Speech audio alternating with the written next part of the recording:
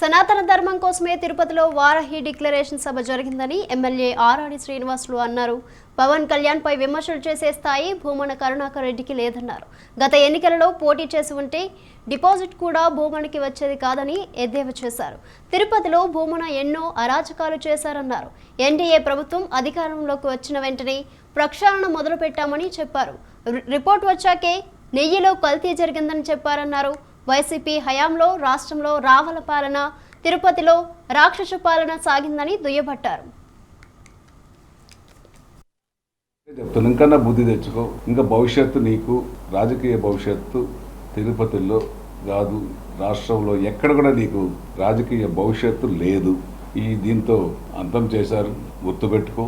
ఇవన్నీ కూడా ప్రజలు కూడా చూస్తున్నారు.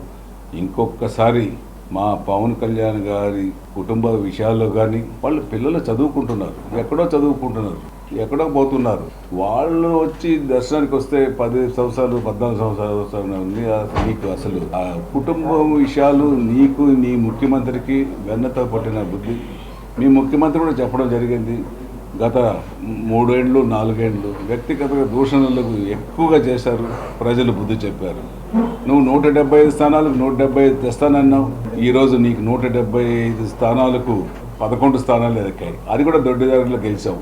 నువ్వే డబ్బులు ఇచ్చావు నీ ఎమ్మెల్యేలకు, నిలబెట్టించుకున్న మోసంతో గెలిచావు తప్ప 11 సీట్లు కూడా న్యాయంగా గెలిచుంటే 175కు 175 ఎన్డీఏ కూటమి ప్రభుత్వమే గెలిచిండేదని నేను ఈరోజు ప్రత్యక్షంగా 5 ఏళ్ళు చూశాను కాబట్టి